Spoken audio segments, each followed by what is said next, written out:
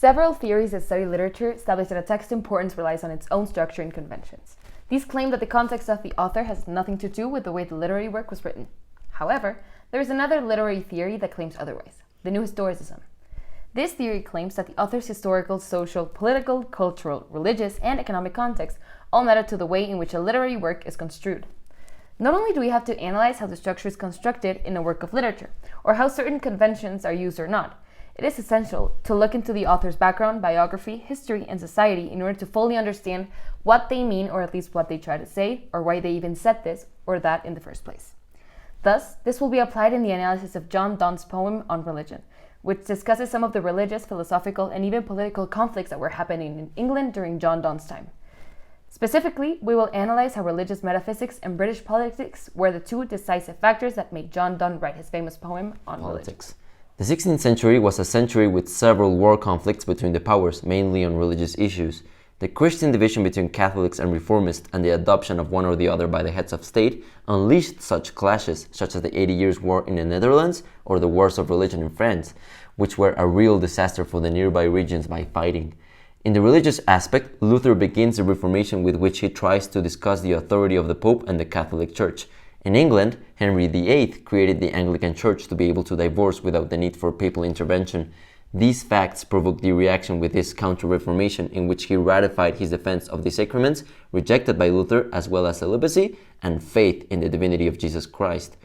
In the economic aspect, trade increased along the paths of explorers and conquerors all over the world, and a powerful financial system was created to finance new government structures and business ventures. With this, an initial bourgeoisie that will try to achieve more political and economic power becomes increasingly important. Now, John Donne lived in England in the late 16th and early 17th century, when by law everyone was supposed to belong to the Church of England. There were many disputes between religions, like the Anglicans against the Puritans, because these were independent from their church.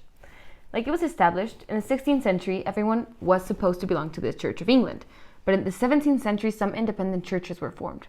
The Parliament of the reign of Charles II was determined to crack down the many independent churches that rose up during the Interregnum, which is a time when England did not have a king, by passing a series of acts like the Clarendon Code to persecute Protestants and the Corporation Act that specified that all officials in town had to be Anglican. Hence, this lack of religious freedom and obligation to belong to the Church of England sparked many religious conflicts that affected the citizens of England, including John Donne. Continuing, we have to talk about the Renaissance, which is a cultural movement that arose in Italy around the year 1400. It marked the leap from the medieval era to the modern age and brings with it a great cultural transformation, not only of the arts, but also of the sciences, of the letters, and of the ways of thinking. It is mostly characterized by the rejection of many of the principles of medieval knowledge and the admiration of the Greco-Roman antiquity. It aims to recover classical knowledge, in which it seeks a new scale of values for the individual.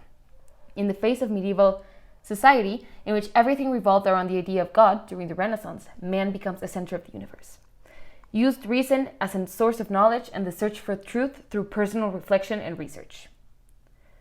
Baroque literature is a European literary style that developed during the 17th century. It is characterized by the triumph of ornamentation, puns, the pursuit of emotion, and aesthetic pleasure.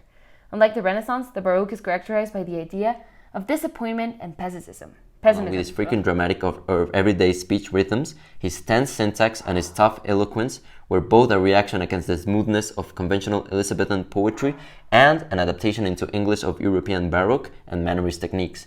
Another important theme in Donne's poetry is the idea of true religion, something that he spent much time considering and about which he often theorized. In 1593, John Donne's brother Henry was convicted of Catholic sympathies and died in prison soon after. The incident led John to question his Catholic faith and inspired some of his best writing on religion. In 1617, John Donne's wife died shortly after giving birth to their 12th child. Because of this, Donne was done writing love poems and devoted his energies to more religious subjects. In 1621, Donne became Dean of St. Paul's Cathedral. During a period of severe illness, he wrote devotions upon emergent occasions, published in 1624. As John Donne's health continued to fail him, he became obsessed with death. Shortly before he died, he delivered a pre-funeral sermon, Death's Duel. In conclusion, the context in which John Donne was situated heavily influenced his poem on religion.